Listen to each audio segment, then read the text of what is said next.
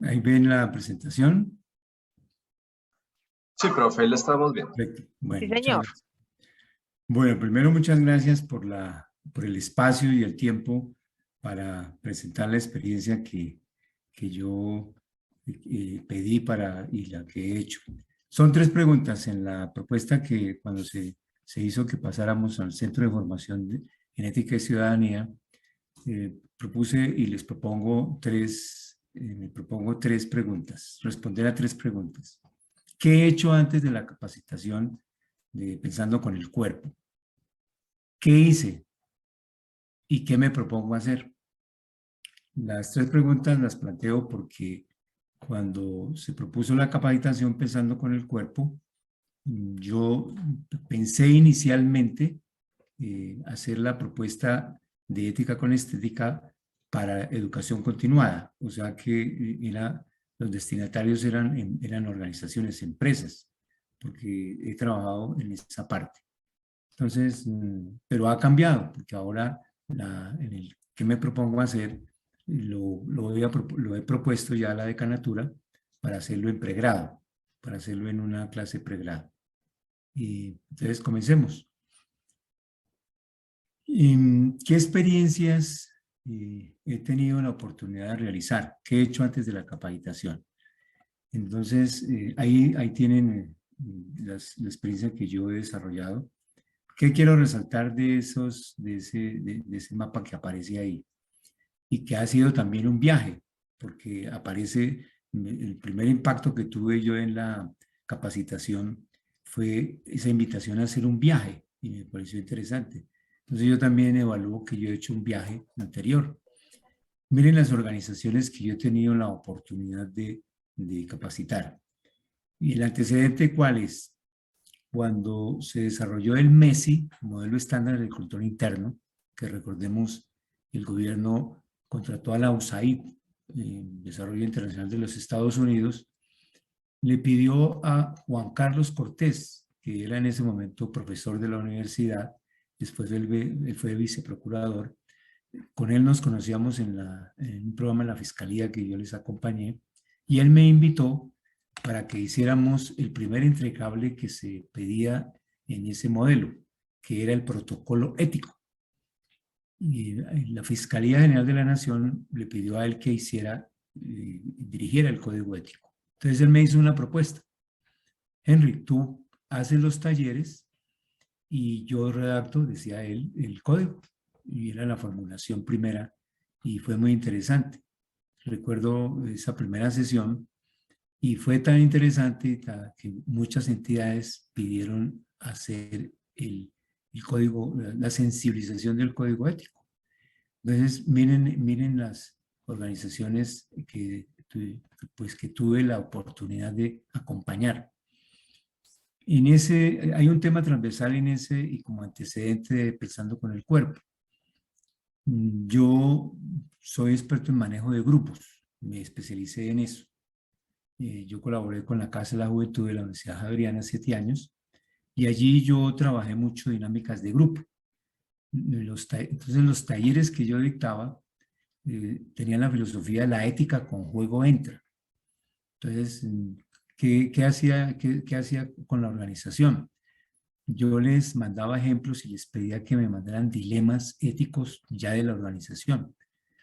Y observen el número de talleres. Se hacían en las regionales y fue muy interesante, la experiencia fue muy interesante. Entonces, la experiencia que aparece ahí, quiero resaltar la de Servicios Postales Nacionales, la de 472. El presidente de la compañía, esposo de un familiar de la universidad, le pidió al doctor Gabriel Silgado, él dictaba fútbol y valores, que él quería un programa de formación de valores para la entidad. Y él me remitió a mí y formulamos un programa de seguimiento que fue muy interesante y lo pudimos hacer en las regionales con seguimiento, un programa donde él planteaba, me hizo una gran pregunta que después la expando. ¿Si es rentable la ética? Y yo le expresé, no todo lo rentable es ético, pero todo lo ético es rentable. Y entonces él me propuso con un equipo que los dos grupos más difíciles que tenían el problema de que sustraían el dinero, y se hiciera capacitación. Hicimos un programa como previo, resultó y dijo, esto es para toda la organización. Y ese programa lo hicimos en servicios postales, se llamaba El Ser y la Cultura Ética, Bases del Éxito Empresarial, así lo titularon. Luego, otra experiencia que les comparto como antecedente, yo le propuse a la decanatura del medio universitario la asignatura electiva, la ética de los fundamentos no negociables. Del año 2014 al 2019 la dicté en un horario que era complicado, que era en la sede norte, eran los viernes de 1 a 3 de la tarde, pero como era con mucho ejercicio corporal, mucho ejercicio cinético, pues era interesante. Y eso es lo que mi experiencia quiero proponer, porque quiero continuarla. Luego tuve la oportunidad en Icontec de dictar ética y calidad en una maestría y ética y responsabilidad social en estos años que aparecen ahí. También con un colega, también tuve la oportunidad de dictarlo. Y actualmente estoy colaborando también con la decanatura para los estudiantes que han tenido algunas faltas leves, que están invitados a un programa, habilidades para integrar el valor del respeto a la comunidad rosarista. ¿Por qué presento esta sensibilización? Porque para mí fue muy interesante cuando se plantea en los 4 capacitadores, con Victoria, con Andrea, con Dilia y con Lorena, la capacitación. Yo podría decir que hice el 95% de la capacitación, hice toda la experiencia, que me pareció muy interesante. Primero porque yo también colaboré con la decanatura de medio universitario en un proyecto de valores, 2 años estuvimos trabajando, y habíamos trabajado que se dio lugar a las dianas de valores que, que iban a trabajar en la capacitación. Entonces, para mí fue muy interesante el ver cómo desde el enfoque somático se trabajan los valores. Y bueno, esa sería la experiencia. No sé si, bueno, las preguntas las hacemos al final o alguien quiere comentar algo. Cristian. Pues inicialmente propusimos al final, pero si de repente la cosa se vuelve más espontánea, como lo deseo. Sí, me gustaría, por ejemplo, qué percepción tienen, porque para mí toda percepción es una interpretación, que cuando se presenta un mapa, es la primera vez que lo coloco, les quiero compartir.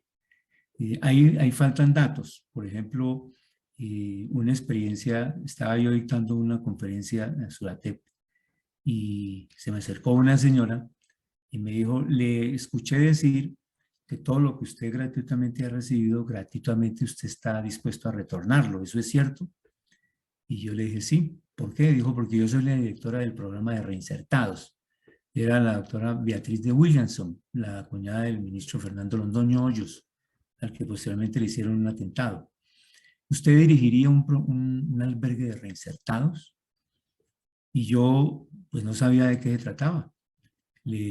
Yo lo consulté, hice con un grupo de consultores la DOFA y arrojó que lo podía aceptar. Todo con un enfoque de valores, quiero decirles. Y yo acepté, solamente que me conmocionó cuando me preguntó, ¿qué quiere, guerrilla o paras? Pues yo no sabía qué contestarle, yo le contesté, pues, bueno, pues guerrilla. Y me dijo, Henry, desde ahora usted es declarado objetivo militar. Yo dije, ¿en qué me metí? Mi familia nunca estuvo de acuerdo. Esa experiencia duró 2 años y medio. En el barrio de Armenia, barrio antiguo de los judíos, localidad, hasta que pusieron una bomba. Y el presidente Uribe tomó la decisión de cerrar los albergues. El albergue se llamaba Vida y Luz, entre otras cosas.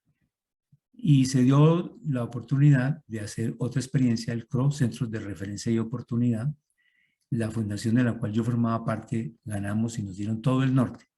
Eso fue también una formación de valores, también eso fue una experiencia. Y la universidad me colaboró, yo hacía capacitación, realmente.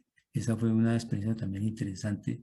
Y bueno, con la decanatura de medio universitario yo llevo 20 años. Y completo este año 20 años. He editado varias asignaturas, he colaborado y ha sido una experiencia interesante. Bueno, si no hay algún comentario, alguna pregunta, entonces continúo. Esta es como, ¿qué he hecho hasta ahora? Como antecedente para yo hacer la propuesta. Bueno, ¿qué hice? Había un comentario en el chat, Sí, profe. sí, por favor, ¿me lo lees? Decía David que el título de la electiva de la DMU le parece muy interesante y que cree que identificar esos fundamentos no negociables es necesario para hacer posible una vida social más humana y más justa, ¿no? Con el énfasis en la idea de los fundamentos no negociables. Gracias. ¿De dónde saqué yo el título también? Les voy a contar también, son historias. Le dictaba yo al Instituto de Cultura, Recreación y Deporte, y estaba la directora, la doctora Marta Sen. Y ella al final me dijo, del taller, Henry, le voy a dar una idea, fuerza, para que la incorpores tú en tus programas. Y me dio esa idea fuerza. No, no hay ética sin estética.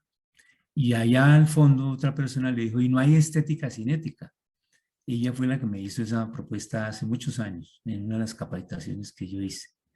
Entonces de ahí saqué y la propuesta de los fundamentos no negociables, pues he tenido la oportunidad de dictarlo en compensar a los docentes, 24,000 docentes del distrito, en muchos talleres. Yo llevo 30 años, hice con empresas capacitación. Entonces, muy interesante. Y el rol que yo desempeño es de facilitador, me encanta. A mí me fascina la facilitación, me encanta. Y he encontrado un espacio interesante en las organizaciones. Pero hace 20 años encontré una propuesta que se me hizo, cuando el doctor Knudsen, Hans Knudsen, tomó la rectoría, el doctor Gabriel Silgado fue el que me invitó a la decanatura. Y yo orienté mis energías más hacia la educación universitaria y dejé un poco la empresa. Y yo evalúo que fue muy interesante haber hecho eso y lo sigo haciendo. Y bueno, La sí, profe Ángela tiene la mano levantada. sí, señor. Sí, Sí, buenos días, profe. Muchas gracias por compartir esa experiencia. Yo le quería preguntar, en esa experiencia que tuvo con excombatientes, ¿cómo fue el uso del cuerpo? Y porque, bueno, tuvimos una experiencia desde el Centro de Paz, trabajando con mujeres excombatientes de FARC. Y fue justamente muy interesante, pues el trabajo desde el cuerpo fue como lo que nos permitió de alguna manera hacer humanizar, ¿no? Humanizar la relación.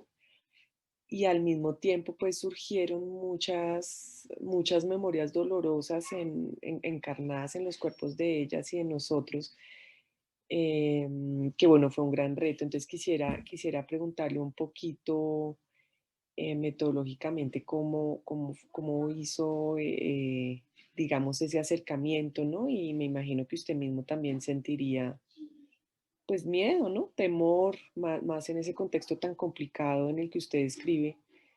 Em, Me gustaría conocer un poquito más como los retos que enfrentó y cómo los logró mitigar.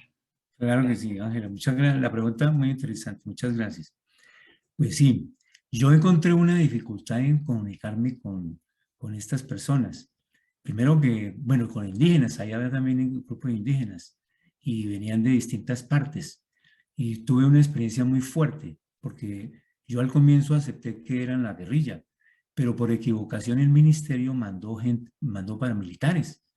Entonces se presentó un problema. Entonces me llamaron y me dijeron, mire, si hay algún problema, nos cambiamos, porque estaban divididos en dos.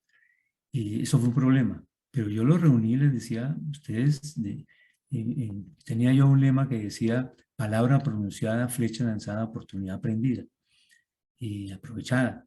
Pero tuve un problema de comunicación con ellos. ¿Cuál fue la estrategia que yo encontré? Y fuera de la espiritual, les quiero contar que esa parte yo la trabajé mucho. Yo encontré a través del teatro y a través del fútbol, yo encontré, y de capacitación, porque la universidad me acompañó también en mucha capacitación en las noches, sobre todo, en muchos cursos. Para ellos eso era, primero que había que, a los muchachos había que enseñarles a leer y a escribir, porque no sabían. Eso fue toda una labor. Pero el acercamiento mayor que yo encontré fue el que ellos conformaran equipos en la parte de fútbol y teatro, eso fue definitivo. Ahora, sí utilicé también mucho, pues las 7 inteligencias múltiples de Gardner me ayudaron mucho a eso. La inteligencia intrapersonal e interpersonal me ayudó mucho.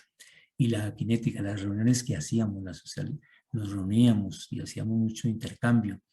Y Diego también la parte espiritual, porque también incorporé elementos, pues yo tengo una formación ignaciana, ¿no? Yo soy de la Universidad Javeriana y incorporé mucho ese elemento y compañeros también me acompañaron para orientarlos, para dirigirlos. Y sí, la expresión que ellos desarrollaban fue a través del teatro, a través del fútbol y a través de mucho contacto personal. Esa fue una clave. Ahí encontré yo hacer un perfil de ellos. Después lamenté no haber escrito todo lo que me aconteció, pero fueron situaciones muy delicadas, les quiero contar, porque ellos por ejemplo, si salían tenían que escribir su nombre, pues eran 2 casas, una de solteros y otra de acompañantes con hijos, tenían hijos. Y encontré otra estrategia, les voy a contar. Yo decía, ¿cómo hacer para que estos niños que vienen en este medio, pues logren recuperarse? Y una psicóloga me sugirió, ¿por qué no trabajas? Estoy hablando del año 2002, ¿no? ¿Por qué no trabajas la resiliencia? Yo no sabía qué era eso. Y yo me puse a trabajar la resiliencia. Y le propuse a la decanatura que me permitiera, la mejor manera de aprender es enseñando, que me permitiera hacer una asignatura, manejo de crisis desde la resiliencia. Me la permitió, en la quinta multi yo la dicté, y esa fue una disciplina que también me ayudó mucho. Y evidentemente, manejo de las emociones, que ahora yo la estoy trabajando. Todo también ha sido un antecedente. Actualmente yo dicto competencias para alinear las emociones con la mente y le puse y el cuerpo, ¿no? Ahora cambió el título y me puse a trabajar y estoy trabajando la parte de educación emocional desde hace ya 4 años, fuertemente. Entonces, no sé si te responda, Ángela. Teatro, fútbol, mucha socialización y mucho intercambio, mucho diálogo personal con ellos, porque ellos pues, venían con unas ínfulas de querer armar conflicto, de querer les habían prometido muchas cosas y no se las desarrollaron. Entonces, entrar en relación con ellos, la parte del diálogo, mucho intercambio personal. Yo dediqué mucho tiempo para hablar con ellos, estar con ellos. Ellos había que darles 2,000 pesos diarios para sus labores. Y me decían, ¿cómo si por mis manos han pasado mucha plata y ahora me van a dar esa plata? Entonces, el trabajo de los paradigmas con ellos fue clave. Un cambio mental, trabajar mucho con ellos, entenderlos, comprenderlos.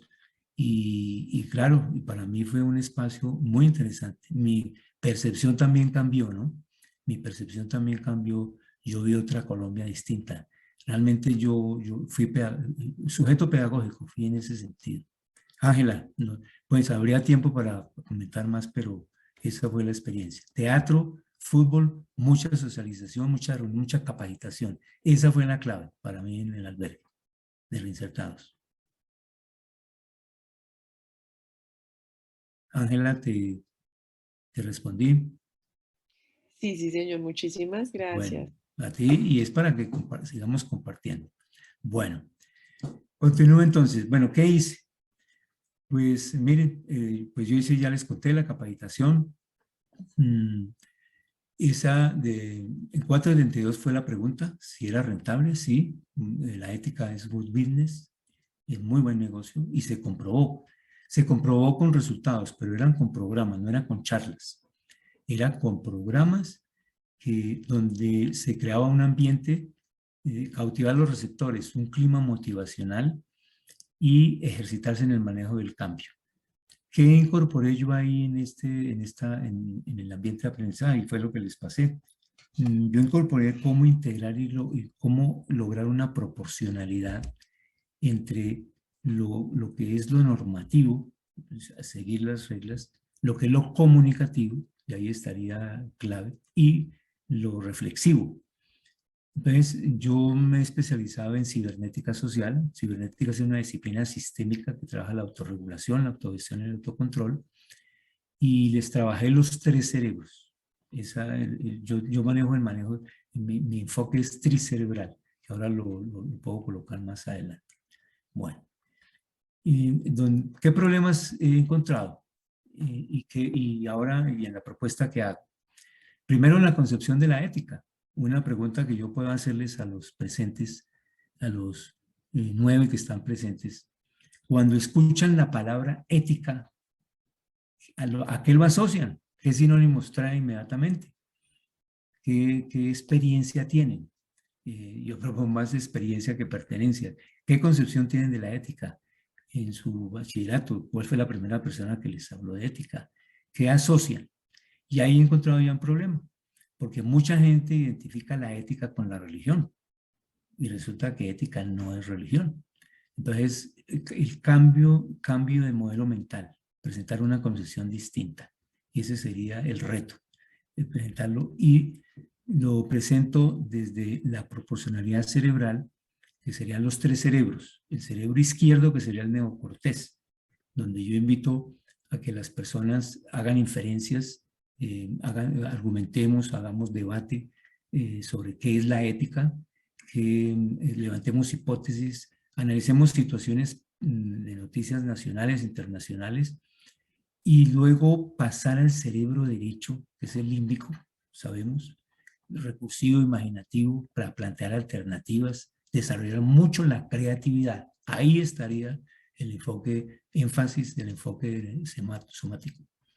Y pasar al tercero, que sería el reptiliano, el cerebro reptiliano, que es el hacer. Entonces es la proporcionalidad cerebral, cómo somos pensadores, gozadores y hacedores. Ese es el reto que tendríamos. Luego, discernimiento ético. Por discernimiento yo estoy entendiendo capacidad de clarificar qué sentimientos nos motivan para hacer algo, cuando requerimos tomar decisiones. Y se plantean situaciones donde a las personas se les lleva a que aprendan a hacer discernimiento. Cuando yo pregunto, buenos días, ¿cómo están? Bien. ¿Eso es verdad o es falso? ¿Cómo sé yo que es verdad o es falso? Entonces ahí viene el hacer discernimiento y sobre todo cuando se requiere tomar decisiones, la parte de discernimiento. Bueno, ahí está la conciencia del autocuidado. Yo lo he venido trabajando desde hace muchos años. En eso coincidimos con el enfoque somático. Autocuidado y reconocimiento. Mucho ejercicio. Leonardo Boff, saberse cuidar. Bernardo Toro, colombiano, de los textos de ellos, yo los he trabajado mucho. Bueno, un reto, liderazgo ético. ¿Cómo pasar de esa concepción de jefatura a liderazgo? Entendiendo por liderazgo capacidad de hacer que unas personas piensen, imaginen y hagan algo. Y ahí sigue la proporcionalidad cerebral. Y aquí aparece un dato que sí quiero darle mucha importancia, que son las brechas generacionales. Porque lo que yo me orienté en los 30 años de capacitación fue a los baby boomers. Yo tuve muchas personas de esa generación, pero resulta que ahora mis alumnos pues son todos centennials, todos son centennials. Entonces, ¿el reto cuál es? Hacer un perfil de los centennials. No es lo mismo trabajar con baby boomers que con centennials, y si hay también millennials, ¿no? Entonces, es distinto, hay una brecha generacional, un problema de comunicación, y en las empresas se está presentando ese problema. Y ese es el reto, el trabajar, dirigir todo un enfoque ético hacia los centennials, que es el grupo objetivo que en este momento tenemos. ¿Cómo superar también esa mentalidad individualista y generar una mentalidad ecológica? Un cambio de mentalidad también es como un reto. Y evidentemente analizar los dilemas que plantean temas tabú, el aborto, eutanasia, temas distintos, retos para cómo un nuevo enfoque ético, un enfoque somático nos puede plantear una visión diferente, una perspectiva, un punto de vista distinto. Todo depende del cristal con que se mire. Entonces ahí el enfoque somático tiene muchos aportes para, bueno, ese sería como problemas y retos. De competencias, viene la cognitiva, entender las 5 éticas. Entonces el programa que ahora desarrollo, propongo plantear 5 perspectivas éticas. La ética de Adela Cortina, ética ciudadana, ética cívica, la ética de lo transhumano o poshumano, la ética de Peter Singer, la ética extensionista de los animales, la ética mundial de Hans Kuhn y la ética de Hans Jonas de la responsabilidad. Entonces, entender 5 perspectivas distintas, es hacer un viaje por esas 5 perspectivas y construir estrategias corporativas, todo con enfoque somático, eso ya es distinto. Comunicativas, compartir el desarrollo de los sentidos como tema transversal. Entonces no se trata de mirar sino observar, no de oler sino de olfatear, no de oler, no de oír sino escuchar, no de abrazar sino acariciar, no de comer sino de degustar, desarrollar los sentidos. Ese es un tema transversal que durante toda la asignatura, durante todas las 15 sesiones que propongo, se va a desarrollar. Y cómo comprender y cómo obtener lo mejor de cada interacción, cómo desarrollar la mejor versión de sí mismo. Entonces la parte comunicativa clave, hablar no es comunicarse, cómo desarrollar esa parte relacional, cómo lograr una conexión. Entonces vienen las propuestas ya que se desarrollan en cada una de las sesiones. Y emocionales, identificar niveles de vibraciones bajas. ¿Cómo identifico yo cuando tengo emociones aflictivas? Cuando hay miedos, cuando hay pena, cuando hay sufrimiento, cuando hay ira, cuando hay orgullo. Cuando identificar también niveles de conciencia, de niveles de vibraciones altas, cuando hay paz, cuando hay amor, cuando hay alegría. Y ahí también trabajo el ego y el ser. Cuando tengo pensamientos, emociones, sentimientos y me pregunto, ¿esto es del ego o esto es del ser? Entonces detectar y percibir. Ahí está el complemento con las competencias para alinear las emociones con la mente. ¿Qué criterios de evaluación propongo? Bueno, yo hago una propuesta de autoevaluación. Que cada uno se autoevalúe con un criterio. 10, 30, 60. 10% lo normativo. ¿A qué se refiere? La puntualidad y la entrega de actividades semanales que se proponen. 30% participación. Hay unos roles. Entonces trabajo mucho los roles. Y desde el enfoque somático yo le he dado otra perspectiva y lo estoy trabajando actualmente en las 2 asignaturas que dicto. Yo también dicto herramientas para toma de decisiones. Este sí es virtual, acceso remoto, los viernes. Y hoy trabajo presencial, las competencias. Y le he dado todo ese enfoque y ha sido muy interesante el trabajar. 10% lo normativo, 30% participación, que son los roles, participación, y 60% la creatividad aplicada en la medida en que apliquen lo que se está trabajando. ¿Cuáles son los roles? Un anfitrión, estos son rotativos, cada sesión tiene un rol. Entonces el anfitrión tiene la misión de 5 minutos al inicio de la clase hacer un ejercicio de movimiento, hacer ejercicio, hacer una pausa corporal. Yo les oriento, les indico y resulta muy distinto. Cuando, por ejemplo, en la clase pasada el alumno dijo, bueno, les invito a que nos metemos en el suelo y después hacer la reflexión cómo el suelo viene a ser un interlocutor y sacar de ahí pues todo lo de la capacitación que se ha recibido.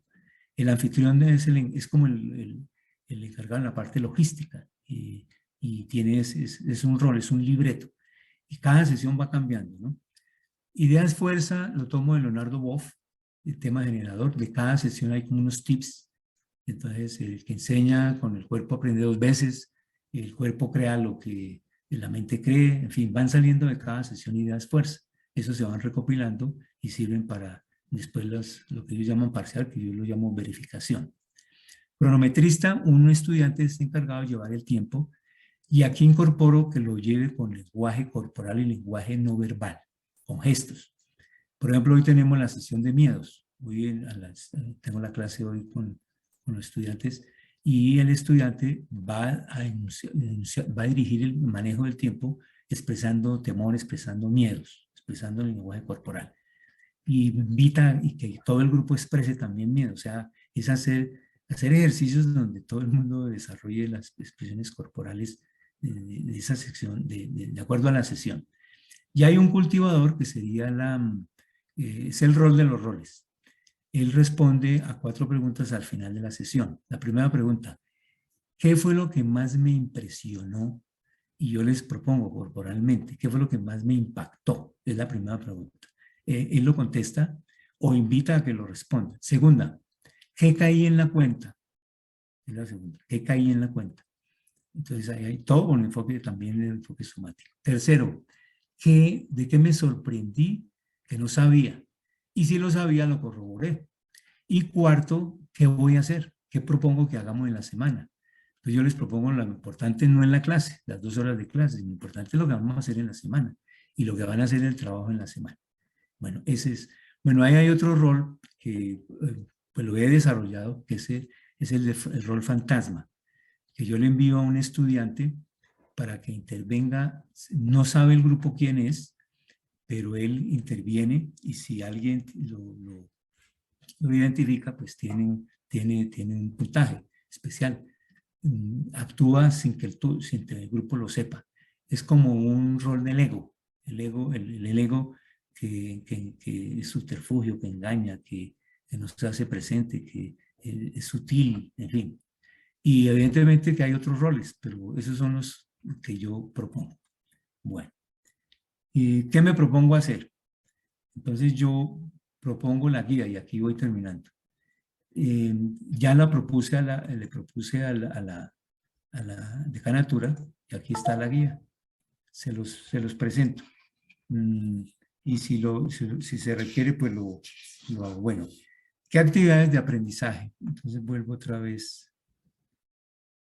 Sí, no.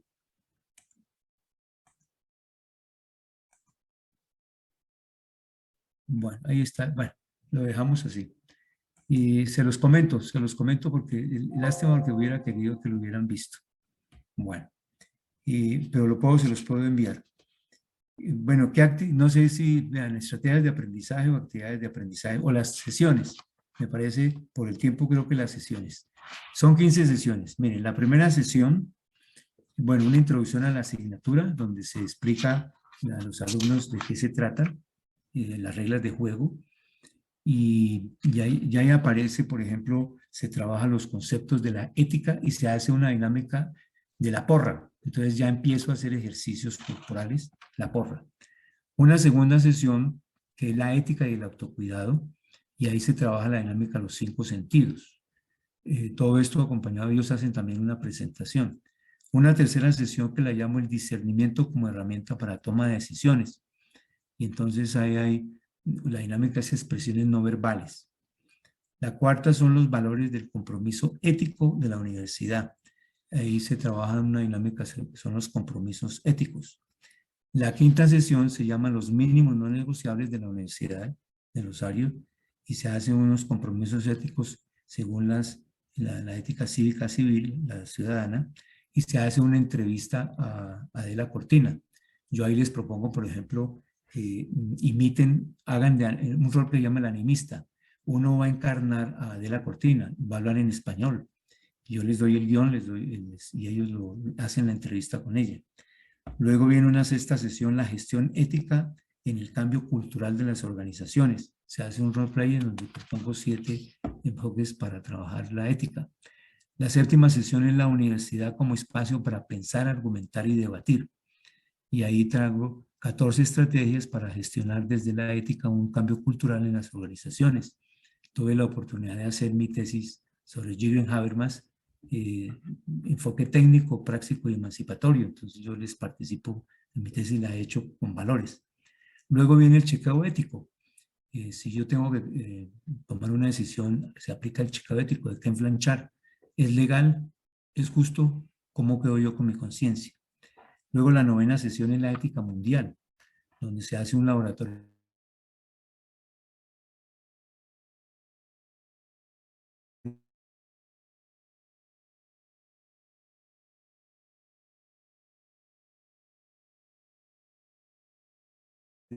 por niveles de comportamiento, que sería un estudiante con comportamiento o actitudes del montón, regular, bueno, excelente.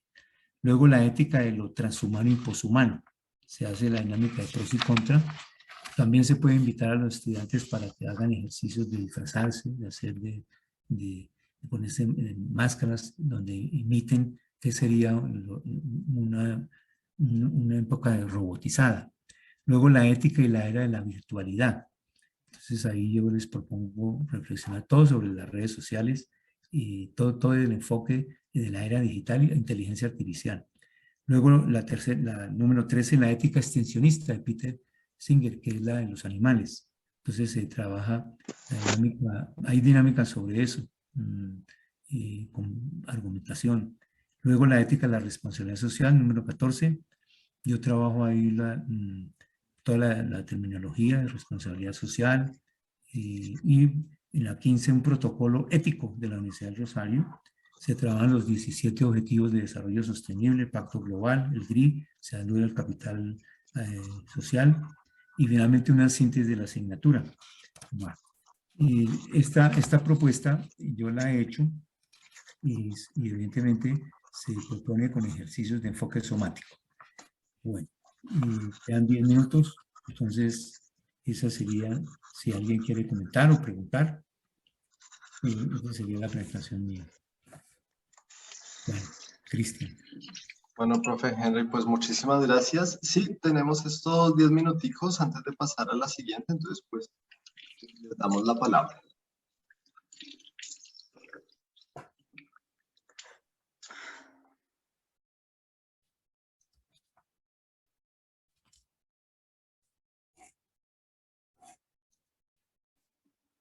Cristian, yo quisiera preguntarle al profe Henry, justamente para digamos, para el desarrollo de estas competencias, cuando su merced trabajaba con los excombatientes, o yo me imagino, no sé si le ha pasado, a mí me ha pasado en aula, que tengo estudiantes, pues, digamos, con unas posiciones políticas muy radicalizadas, ¿no? ¿Cómo hace usted o qué orientación daría justamente cuando se enfrenta uno a estas posiciones, pues que son, digamos, de unas ideologías complejas, ¿no? Entonces yo en muchas ocasiones y con el equipo de trabajo pues era mucho más fuerte, digamos, trabajando con firmantes de paz, en donde realmente prácticamente uno siente que es una cultura, pues, política, no sé si es una cultura política, no sé cómo describirlo, ¿no? Hay realmente prácticamente en muchos casos antivalores éticos a los que digamos la sociedad mayoritaria está manejando y hay una dificultad muy grande en tener una reflexividad frente a la propia posición y a la propia ideología, ¿no? Entonces a veces se generan. Y en aula, si bien es cierto, no hay, digamos, o no, en mi caso no he tenido posicionamientos, digamos, de estudiantes simpatizantes, al contrario, pues en mi caso he tenido muchos estudiantes de ultraderecha, ¿no? De movimientos muy complejos como la tercera vía, sobre todo en ciencia política, chicos a veces con pensamientos pues neonazis, etcétera. Entonces quisiera pedirle un poquito como de orientación, cómo usted ha manejado estas situaciones, ¿no? ¿Qué se puede hacer? Bueno, gracias Ángela por la pregunta. Bueno, yo en las clases que yo he dictado de ética no planteaba esos temas con los estudiantes, pero si me preguntas ya con los reinsertados es distinto, muy complicado realmente. Yo sí tuve la tentación de invitar, y con permiso de la Canatura, de invitar reinsertados a que fueran a las clases, porque quería mostrarles pues, yo les decía a ellos, estoy convencido que yo traigo aquí un reinsertado, a un joven reinsertado, y ustedes no lo distinguen.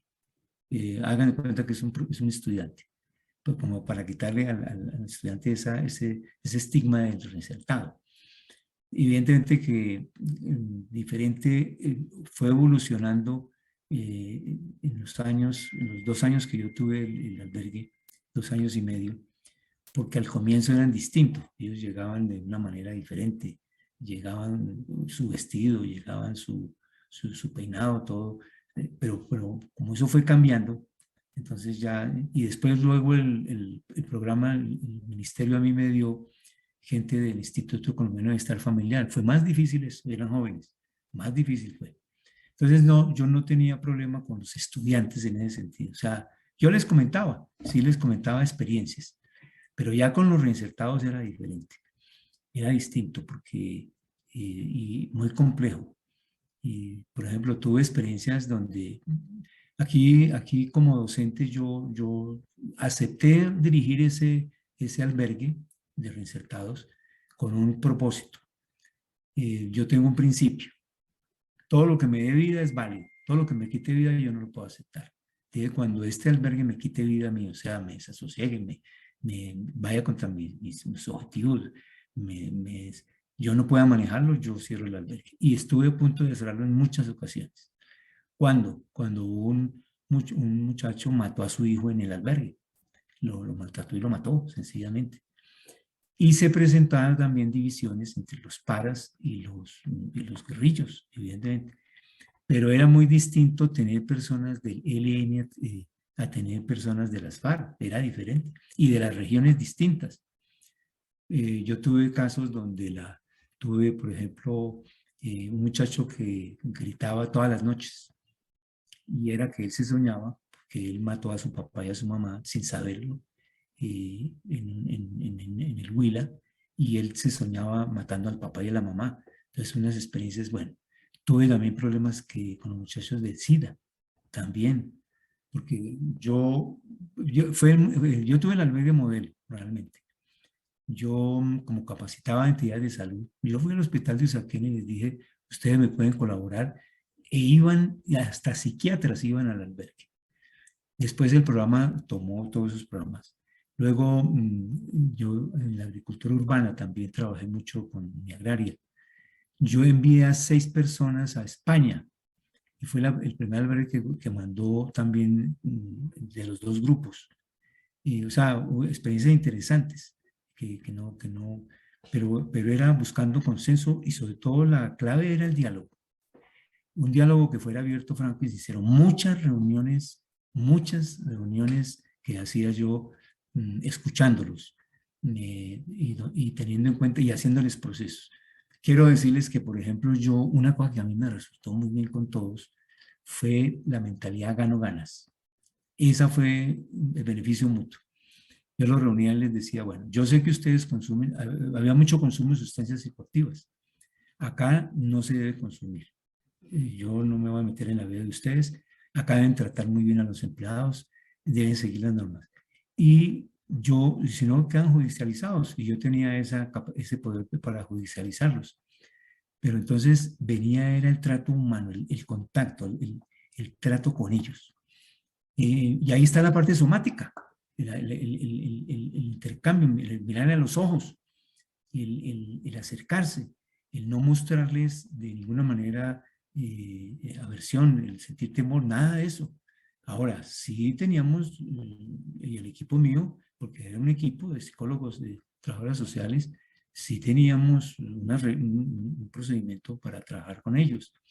Y lo hacíamos, y afortunadamente no resultó nada que nos pudiera a nosotros afectar. Pero el trato humanitario, realmente el que fuéramos personas, y los principios y valores, la parte ética, eso fue clave. Yo desarrollé mucho la parte espiritual. Les llevaba yo, por ejemplo, celebrábamos misas, pero con sacerdotes que eran muy de ellos, que los hacía participar, que los hacía, y muchos tuvieron conversiones realmente, tuvieron cambios. la parte humana fue la primordial. Entonces yo manejaba como una triada. Una cosa es lo normativo, seguir las normas, otra parte la comunicativa y otra parte la reflexión que se iba haciendo. Y como decía, la capacitación fue clave. Todas las noches a mí me colaboraron, yo les di talleres, invitaba a conferencistas y compañeros y fueron en las noches a dictar muchos programas. Y esa fue una clave para que las personas fueran gestionando cambio. Ellos tenían que hacer un proyecto productivo. Por ejemplo, un logro que yo tengo que decirlo, nadie en el albergue se podía quedar porque todos tenían que ir a estudiar. Todos. Se quedaban pues la señora y los hijos, pero todos tenían que ir a estudiar. Algunos no hacían, entonces yo los acompañaba de la Ciudad Bolívar, tenía que ir a estudiar. Me acuerdo, bueno, y el contacto con el ministerio, el saber manejar. Tuve muchos problemas, fue con el ministerio en la parte económica, porque el ministerio no nos pagaba, a no ser que nosotros manejáramos esa parte económica que ellos están acostumbrados. Ese fue el único problema, pero lo sabíamos salir adelante. Fue una experiencia que digo yo válida, para mí fue una experiencia, un momento estelar de verdad, y que la universidad me colaboró en eso. No se sabía, yo les quiero decir que la primera vez que yo comento esto, es la primera vez, no se sabía porque se pedía que no se comentara, que no se hiciera visible, pasábamos inadvertidos. Muchos no saben que yo dirigí ese albergue de reinsertados en la universidad, no lo saben, solamente algunos de la decanatura de medio sabían que yo dirigía eso. Pero fue una experiencia donde trabajé luego en la parte de ese enfoque que yo les cuento de cibernética. Y yo trabajo ahí los 3 subgrupos, Ángela, 3 subgrupos. La teoría cibernética propone 3 subgrupos. Siempre hay un subgrupo oficial, un subgrupo natural y un subgrupo oscilante. El subgrupo oficial el 5%, el 15%, el subgrupo natural o no oficial el 5% y el oscilante el 80%. Se presenta una guerra en esos 3 subgrupos y eso se puede analizar perfectamente, se puede hacer un sociograma perfectamente y yo puedo analizar quiénes son el subgrupo oficial, quiénes estaban como conmigo, quiénes no estaban, personas que realmente teníamos, personas que realmente no estaban de acuerdo con la parte nuestra, pero también era también el 80% del subgrupo oscilante, ¿no? Personas que oscilaban. Entonces, saber manejar la proporción de esos 3 subgrupos, pura dinámica de grupos, saber manejar el grupo. Pero para mí la clave, como lo propone el enfoque somático, es estar en contacto, conexión con las personas y evidentemente ya ahora más con la expresión corporal, que es el movimiento, poner el movimiento. Eso fue clave. Y los muchachos no se quedaran ahí, salieran, se movilizaran y ponerlos en movimiento. Entonces, ahí hay todo un reto para trabajar. Y después se pidió la Cátedra de la Paz, yo gané en la propuesta que de 5, yo gané para hacer Cátedra de la Paz. Solamente que se decidió que las conferencias las iba a dictar conferencistas internacionales. Dije, qué lástima, personas que tuvimos esta experiencia, yo tengo la propuesta de hacer una asignatura sobre la Cátedra de la Paz. Pero bueno, ahí está pendiente. Bueno, se nos terminó el tiempo, Ángela. Bueno, pues muchas gracias, profe Henry. De pronto para